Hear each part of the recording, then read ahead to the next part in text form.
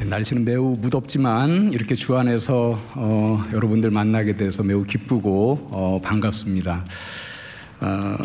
오늘 설교의 제목이 살아계신 하나님인데요.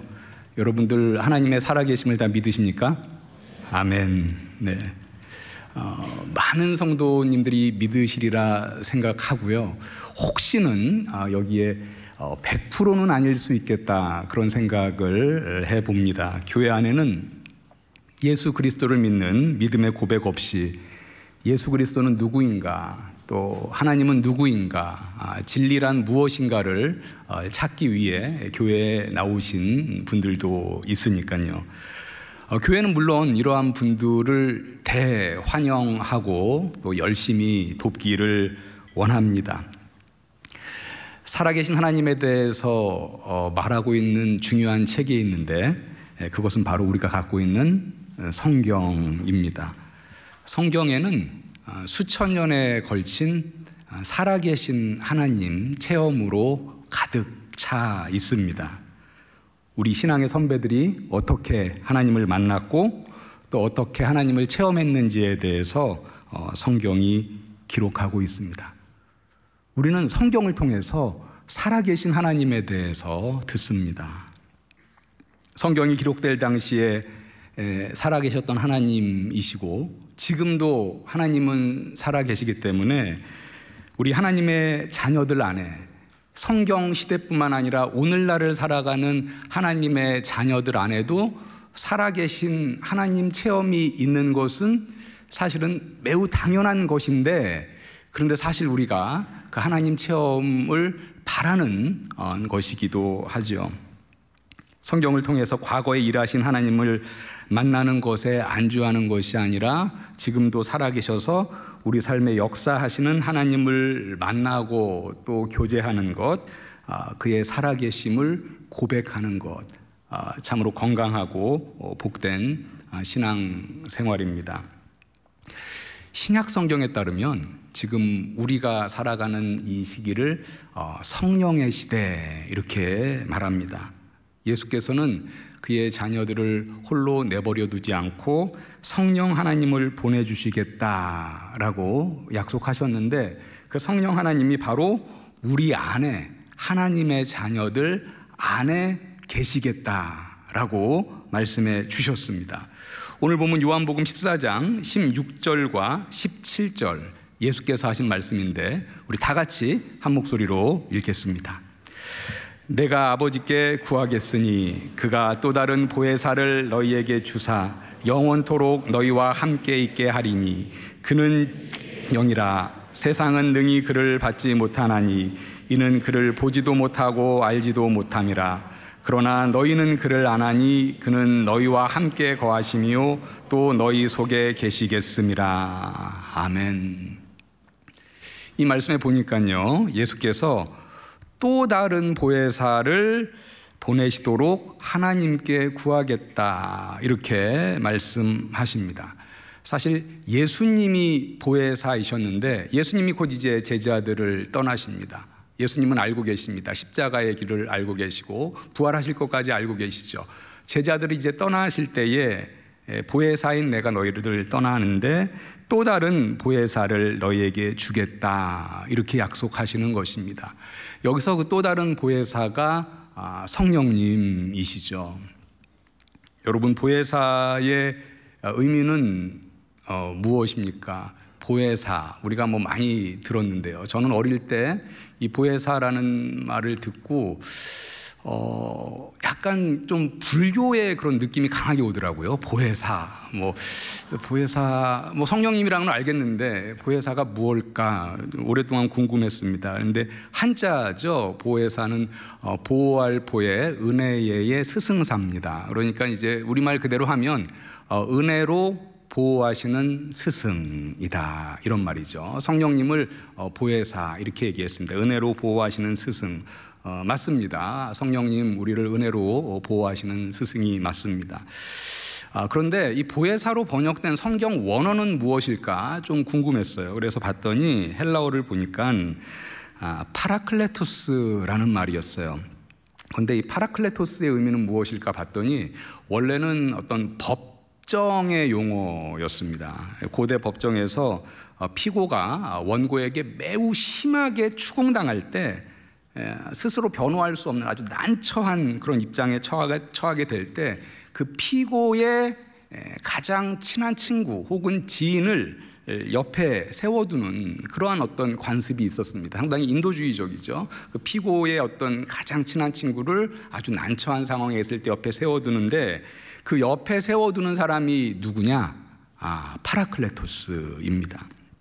그래서 우리 성경에서는 보혜사 이렇게 번역한 파라클레토스, 영어 성경에서는 좀 어떻게 번역하는가 궁금해서 봤더니 영어 성경에서는 버전마다 좀 다양하게 번역하는 것을 볼 수 있었습니다. 어떤 번역에서는 comforter, 위로자, 다른 영어 성경에서는 advocate, 옹호자, 지지자, 또 다른 성경에서는 helper, 돕는 자, 또 다른 성경에서는 카운슬러, 상담자, 이렇게 좀 이 파라클레토스는 다양하게 번역하고 있는 것을 보았습니다.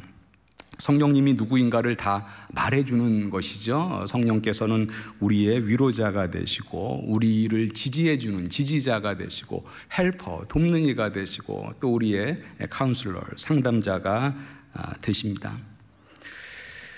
현대 그리스도인들의 딜레마가 하나 있는데 그것은 우리 안에 성령 하나님이 살아 계신다, 성령님을 주시겠다라고 예수께서 분명히 약속하셨고 성령 하나님이 우리 안에 계신데 그 성령님을 잘 감지하지 못하고 신앙생활을 하는데 우리의 딜레마가 있습니다. 많은 성도님들이요, 하나님은 내가 이 세상의 삶을 다 살고 천국에서 만날 분으로 생각합니다. 내 안에 살아계신 하나님과 교제하는 것, 교통하는 것, 그의 음성에 귀 기울이는 것에 익숙하지 못하고 훈련되어 있지 못합니다. 하나님, 성경에 쓰여졌던 과거에 일하셨던 분 아니면 하나님은 내가 먼 미래에 천국에서 만날 분으로 알고 지금 그분이 내 안에서 일하신다는 것을 까맣게 잊어버리고 신앙생활을 한다는 것에 딜레마가 있습니다. 무신론이 참으로 팽배한 이 시대에 살아계신 하나님 체험의 중요한 길은 멀리 있지 않습니다. 바로 우리 안에 계신 성령 하나님을 체험하는 것입니다. 그와 교제하고 그의 사랑과 그의 인도하심을 받고 또 그의 능력을 체험하는 것입니다. 우리가 우리 안에서 살아 역사하시는 그 성령님을 체험할 때 우리는 하나님의 살아계심을 부인하기 어려울 것입니다. 제가 모태신앙으로 이때까지 쭉 살아오면서 하나님을 만나고 하나님의 사랑과 인도함을 받고 하나님의 놀라운 능력을 체험한 크고 작은 일들이 많이 있는데요, 제가 이 시간에는 그 가운데 특별히 제가 영국 스코틀랜드의 에딘버러 한인교회라는 그 이민교회에 담임 목사로 부르심을 받게 되는 과정에서 한 저의 살아계신 하나님 체험, 성령님 체험을 좀 여러분과 나누고자 합니다. 제가 2005년 8월에 에딘버러 대학교의 박사과정을 발표로 이제 에딘버러에 가면서 자연스럽게 그 에딘버러 한인교회라는 교회에 출석하게 됐습니다. 그런데 그때 이제 저의 그 직분은 강도사였어요. 여러분 강도사 아시죠? 전도사, 목사 사이에 이제 강도사가 있습니다. 그런데 이제 그 교회 가니까 유초등부를 지도할 교역자가 없다는 거예요. 그래서 제가 이제 자연스럽게 그해 10월부터 유초등부 강도사로 섬기기 시작했습니다. 그런데 11월 말에 갑자기 담임 목사님이 개인적인 사정으로 인해서 교회를 사임할 수밖에 없는 그런 일이 이제 생겼어요. 그래서 12월 첫째 주부터 유초등부 강도사로 섬기던 제가 임시 설교자로 이렇게 섬기게 됐습니다. 근데 12월 첫째 주부터 한 그 설교가 이제 한 달이 좀 넘어가니까 제가 이제 박사 1학기잖아요. 박사 1학기니까 상당히 이제 할 것도 많고 긴장도 많이 되는 그런 시기인데, 담임 목사님이 없으니까 뭐 설교만 할 수 없어서 뭐 행정도 하고 뭐 신방도 해야 되고 이러니까 제 공부의 집중도가 많이 떨어지는 것을 느꼈습니다. 그래서 제가 한 달이 지나면서 이거 교회에 좀 얘기를 해야겠다, 어떻게 그만두겠다 얘기할까 이렇게 생각하며 기도했는데, 제 마음속에 하나의 생각이 들어왔습니다. 하나님 앞에서 목회자로 설교를 부탁받았는데 어떤 이유에서든지 그것을 거절하는 자리에는 서기 싫은 그런 마음이 생겼습니다. 제가 앞으로 그때 당시 이제 몇십 년 동안 목사로 살아갈 텐데, 하나님 앞에서 하나님, 교회에서 이렇게 설교를 부탁했는데 제 공부가 바빠서 거절했습니다, 이런 자국을 좀 남기기가 싫다라는 그런 마음이 있었습니다. 그래서 제가 마음을 바꾸고 하나님께 간절히 기도했습니다. 하나님, 속히 좋은 목사님을 이 교회에 보내주십시오. 그래서 좋은 목사님이 오셔서 자연스럽게 이제 바통을 터치하면 가장 이상적이겠다라고 생각을 했습니다. 근데 이제 그 시간이 이제 청빙위원회는 꾸려졌는데 계속 이제 시간이 좀 지나갔습니다. 그 다음에 1월 말에 제가 미국에서 이제 목사 안수를 받기로 예정이 되어 있었어요. 그래서 이제 1월 달에 이제 미국에 가려고 하는데, 교회에서는 황선우 강도사님이 미국 가서 안수 받고 오시면 황 목사님을 우리 교회 담임 목사님으로 모시면 좋겠다, 이런 얘기가 이제 조금씩 나오기 시작했습니다. 뭐 제 귓가에까지도 들려왔는데 저한테 뭐 직접 하신 분들도 있고 그런 말씀을. 근데 제가 그 말을 듣고는 그냥 겉으로는 사실 웃었는데 속으로는 하나님께, 하나님 이것만은 피하고 싶습니다 라고 사실 간절히 기도했습니다. 왜냐하면요, 제가 솔직히 말씀을 드리면 그때 당시에 목회와 학업을 진짜 동시에 감당할 자신이 없었습니다. 제가 이제 유학 생활을 하면서 학위 과정 중에 목회를 시작하셔서 그 학위 공부, 특히 이제 PhD 과정에 있는 그 목사님들이 학위를 중도에 포기하는 경우를 무수히 많이 봤습니다. 그래서 우스갯소리입니다. 우스갯소리로 이 PhD 과정에 있는 목사님들 사이에 제 11계명이라는 게 있어요. 이 11계명이 뭐냐? 목회를 하지 말라예요. 이 목회를 하지 말라가 당연히 우리가 어떤 뭐 부서를 섬기고 하는 거 당연히 해야죠. 근데 이제 단임 목회, 뭐 큰 교회건 작은 교회건, 왜냐하면 이게 같이 하기에는 너무 이제 버겁다라는 거죠. 1월 말이 돼서 제가 미국으로 건너가서 PCA라는 장로 교단에서 목사 안수를 예정대로 잘 받았습니다. 안수를 받은 바로 다음 날 제가 이제 큐티를 하는데, 목사가 된 첫 번째 큐티잖아요. 목사가 되고 나서 기대가 됐습니다. 말씀 묵상을 하는데 이제 목사인 나에게 하나님이 어떤 말씀을 주실까, 이런 기대를 했는데, 말씀을 보기 전에 일단 기도를 하는데, 기도의 제목은 역시 하나님, 에딘버러 한인교회 좋은 목사님 빨리 보내주셔서 제가 임시 설교자의 짐을 벗고 이제 영국으로 돌아가서 다시 밀린 학업에 전념하게 해주십시오라는 이제 그런 기도였습니다. 제가 그때 이제 한 장씩 말씀을 묵상하고 있었어요. 근데 그날 순서가 이제 스가랴 3장이었습니다. 그래서 스가랴 순서를 따라서 스가랴 3장을 쭉 이제 읽는데 7절 말씀이 이렇게 눈에 뭐 클로즈업 되듯이 확 이렇게 들어왔어요. 7절에 이렇게 기록이 되어 있었습니다.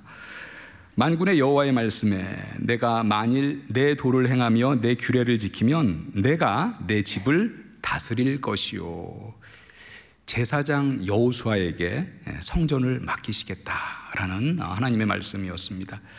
물론 엄밀히 말해서 성전과 교회는 조금 구분되는 개념이긴 한데요, 이게 제가 목사 안수를 받고 바로 그 다음날 첫 번째 큐티인데 이런 말씀이 나와서 본능적으로 혹시 이 말씀이 하나님께서 에딘버러 한인교회를 내게 맡기신다는 그런 지금 말씀인가? 라는 생각이 들었습니다. 목사 안수를 받은 이제 후에 첫 번째 큐티라서 그냥 지나쳐지지 않아서 하나님께 간절히 기도했어요. 그때 하나님, 이 말씀 혹시 제게 에든버러 한인교회를 맡기시겠다는 말씀이신가요?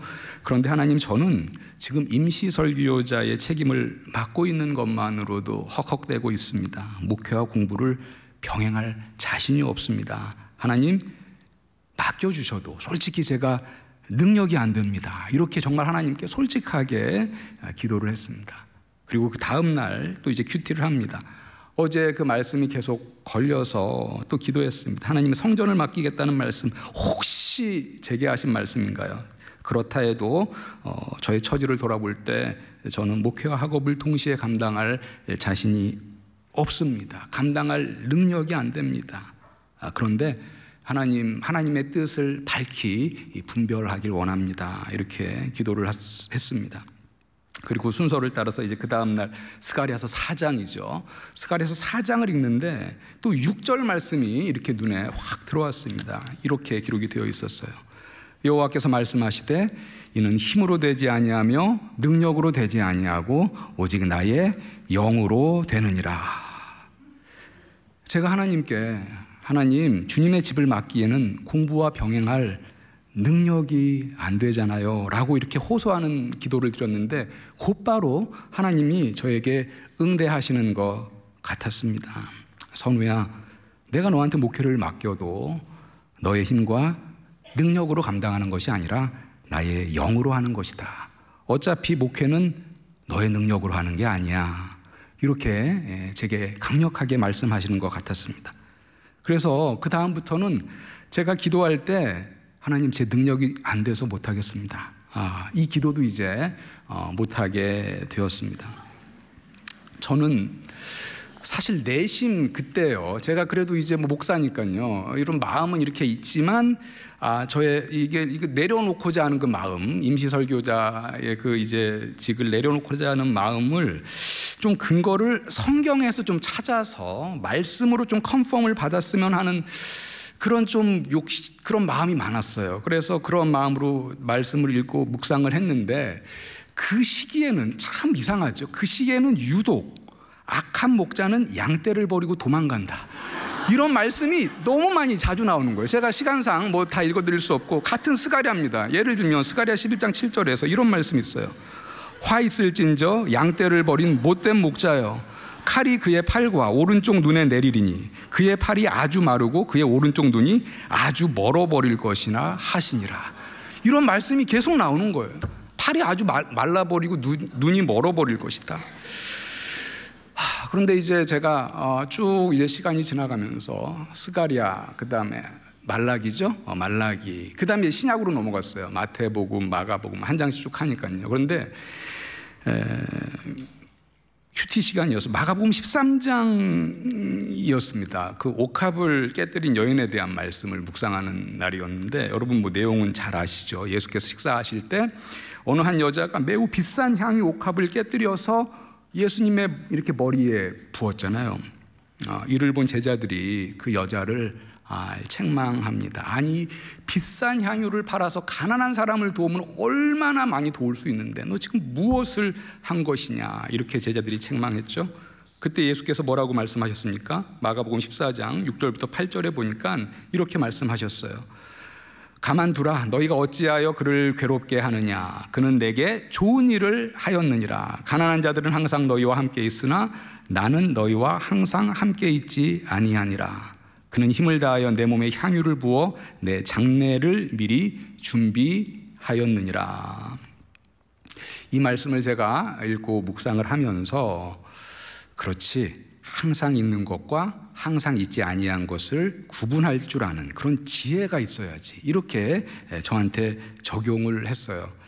그 당시 저는 이제 사역을 조금 내려놓기를 원하는 마음이 있어서 이렇게 적용을 한 거죠. 이제 내가 목사로서 목회는 몇십 년 동안 할 수 있는 항상 있는 것, 그리고 박사과정의 공부는 지금 아니면은 못하는 항상 있지 아니한 것, 즉 항상 있는 것과 항상 있지 않은 것을 잘 구분할 줄 아는 지혜가 있어야지, 지금 항상 하지 못하고 지금만 할 수 있는 이 학업에 전념해야 하지 않겠나, 이렇게 제가 말씀을 좀 묵상을 하고 적용을 했습니다. 상당히 아전인수 같은 그런 묵상이죠. 그런데 저는 솔직히 기뻤어요. 이때까지 어떤 말씀도 저의 어떤 생각을 이렇게 좀 서포트하는 그런 말씀이 없었는데, 그렇지, 항상 있는 것과 항상 있지 않는 것, 목회는 항상 할 수 있는 거지만 하나님 분명히 이 시기에 박사과정 공부 이때 안 하면은 못하니까 이때 열심히 해야지, 이렇게 생각이 됐습니다. 그래서 제가 그때 노트북에 이렇게 적었어요. 컴퓨터에. 그리고 이제 노트북을 딱 닫으려고 하는데 앞불사 저에게 두 번째 묵상이 탁 이렇게 떠올랐습니다. 그 두 번째 묵상은 하나님의 생각은 사람의 생각과 다르다라는 거였어요. 사람들은 그 비싼 향유를 팔아서 가난한 사람에게 줘야 된다고 생각했지만 예수님은 그 향유 부은 여인을 칭찬하셨습니다. 그때 이제 저만 보면 제가 교회에서의 그 설교, 신방, 행정 이러한 짐을 다 떼고 제 연구에 전념하여서 빨리 학위를 마치고 논문도 좋은데 출판하고 그렇게 하는 것이 저의 앞날을 위해서 좋아 보이긴 했지만 하나님의 생각은 다를 수 있다라는 것이죠. 좋다가 말았습니다. 첫 번째 묵상문 가지고 그렇지, 만사에는 때가 있지, 내가 지금 공부할 때지, 항상 있지 아니한 거니까 이렇게 생각을 했는데, 그 두 번째, 하나님의 생각은 나의 생각과 다를 수 있다라는 것이었습니다. 그래서 제가 그것도 또 적었어요, 제 노트북에. 그래서 아까 한 묵상은 1번, 그리고 이번에 두 번째 묵상은 2번 하고 적었습니다. 그리고 또 기도했습니다. 하나님, 어느 묵상이 맞는 묵상입니까? 이렇게 물어봤습니다. 그러던 중에 제가 지도 교수님과 좀 면담을 하게 됐어요. 교수님께 이제 교수님이 좀 저를 약간 이렇게 이 진척 논문 진도가 잘 안 나간다고 좀 이렇게 책망을 이제 하셔서 제가 얘기를 했죠. 사실은 이러이러하다. 한인교회 이렇게 목사님이 없고 설교하고 신방하고 행정하고 이렇게 하고 있다라고 했더니 제 지도 교수님이 표정이 확 바뀌었어요. 정색을 하시면서 신앙인으로서 교회의 필요를 무시할 수 없지만 선우, 너 지금 조금 더 냉철해야 할 때다. 박사과정 학생으로 있을 때는 교회 사역에 깊이 관여하지 않았으면 좋겠다라고 하시면서 그 다음에 뭐라고 하셨냐면, 영국 박사과정은요 다 어드미션 받고 1년 차라 할지라도 그때는 다 좀 말하자면은 프로베이셔널 견습 기간입니다. 그래서 1년 후에 이렇게 평가를 해요. 이제 제가 있던 에드머러 대학교에서는 그걸 보드라고 그랬는데, PhD 과정 모든 1학년 학생들이 1년 후에 보드를 이제 보는데, 보드에서 패스를 못하면 네가 이때까지 쓴 여러 가지 라이팅 좀 정리해가지고 석사 학위 줄 테니까 이거 받고 나가라, 이런 겁니다. 그래서 그 보드라는 게 매우 중요해요. 보드를 패스해야지 계속 이제 박사과정을 쭉 할 수 있는 건데, 그때 지도 교수가 선우, 내 생각에는 너 이런 식으로 하면 보드 패스하기 어려울 것 같은데, 이렇게 얘기를 하는 거예요. 제가 이제 그 얘기를 딱 듣는 순간 정말 마음이 무거웠습니다. 제가 쭉 이렇게 공부하고 하나님께 받은 소명을 따라서 박사과정까지 왔는데, 이제 박사과정이 중도에 하차해야 되는 그런 수도 있는 그런 이제 지도 교수의 좀 말이었습니다. 곰곰이 생각을 하니까 마음이 가벼워졌습니다. 하나님 앞에서 교회 사역을 내려놓을 수 있는 근거라고 생각이 됐어요. 하나님, 지도 교수님이 이렇게까지 반대하는데 제가 어떻게 더 감당할 수 있겠습니까? 이렇게 제 마음속에 생각이 들었습니다. 방에 들어와서 하나님의 뜻을 구하면서 기도하는데 근데 마음이 편치가 않더라고요.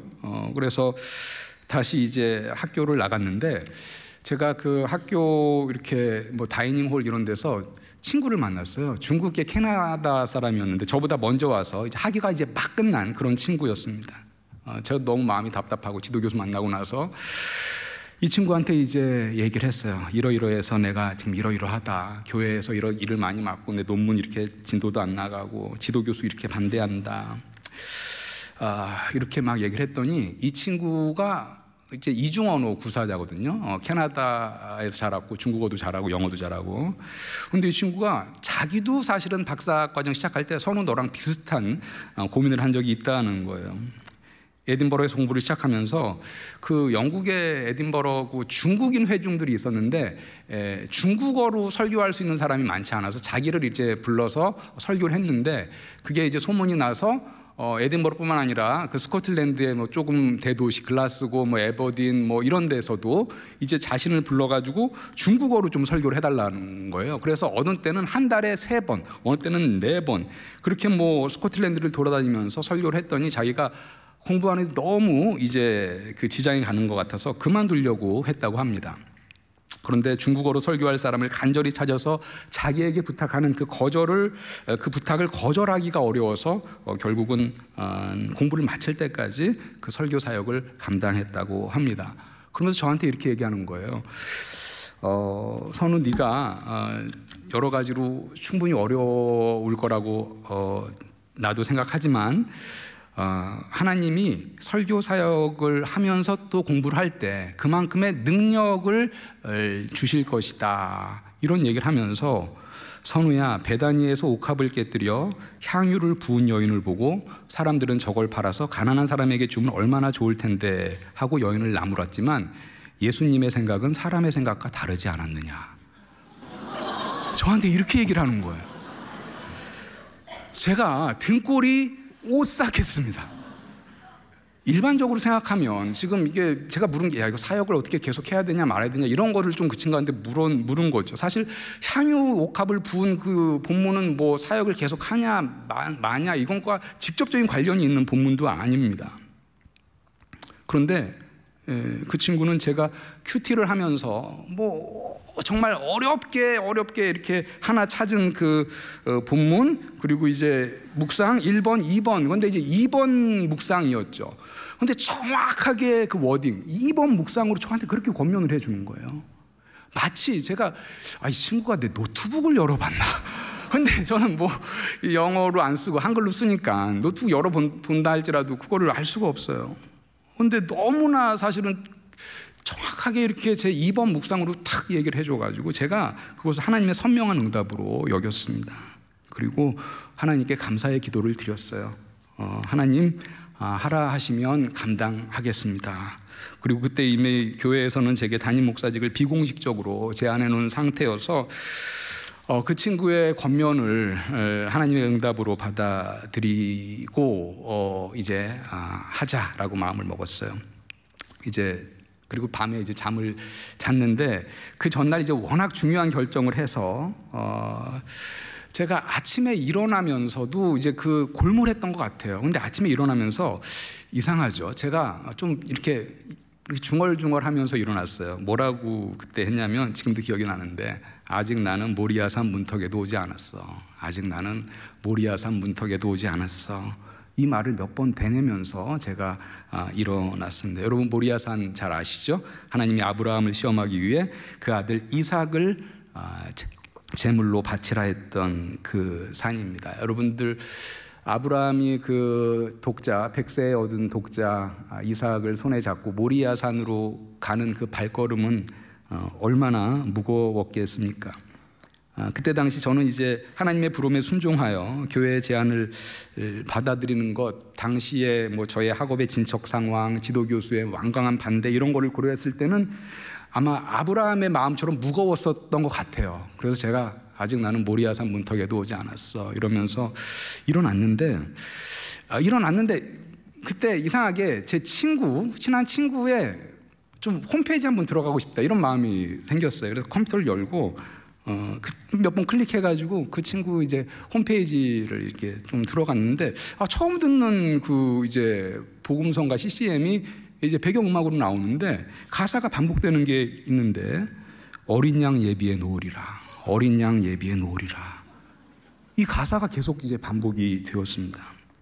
하나님이 이제 그 아브라함이 이삭을 바치라는 명령에 순종했을 때 이삭을 잡으려고 칼을 들었을 때 하나님이 이제 예비해 놓으셨잖아요. 저쪽 수풀에 어린 양을.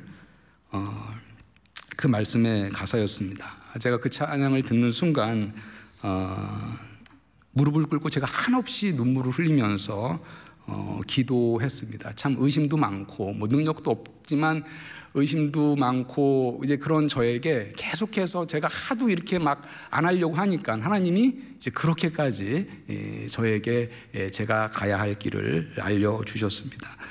그래서 이제 확신이 들었어요. 아, 이거는 하나님이 하라시는 거구나.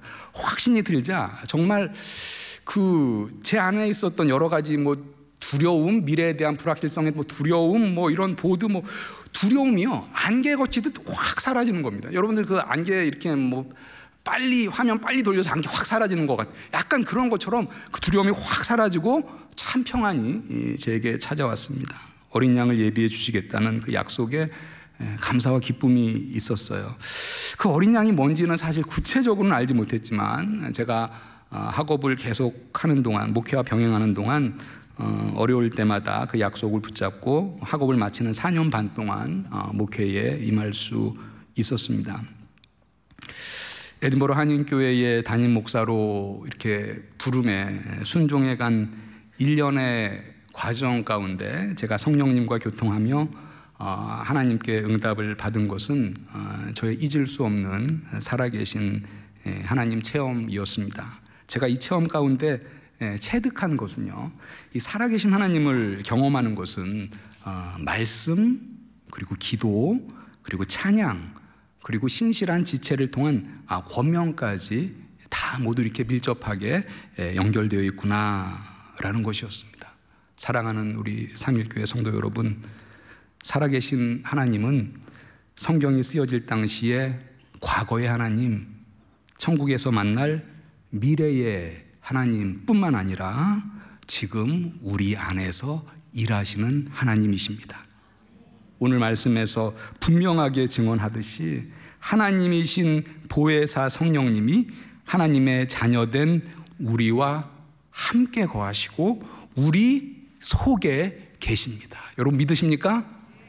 그는 너희와 함께 거하시며 또 너희 속에 계시겠습니다. 이 살아계신 하나님과 늘 교통하면서 하나님을 체험하시는 오늘의 삶을 살아가시는 삼일교회 성도님들 모두 다 되시길 주님의 이름으로 축복합니다. 기도하겠습니다. 살아계신 하나님, 우리 안에 보혜사 성령님을 허락하여 주셔서 감사합니다.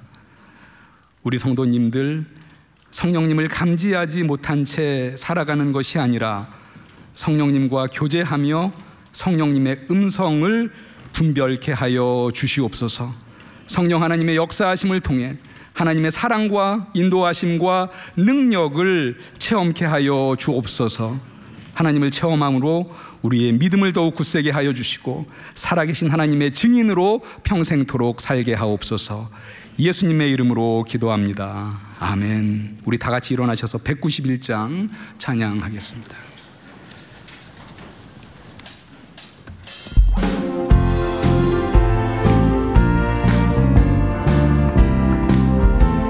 내가 매일 기쁘게 술래기네. 나는 주의 팔이 나를 항보하며 내가 주의 큰 복을 받는 참된 비결은 주의 영이 함께하니 성령이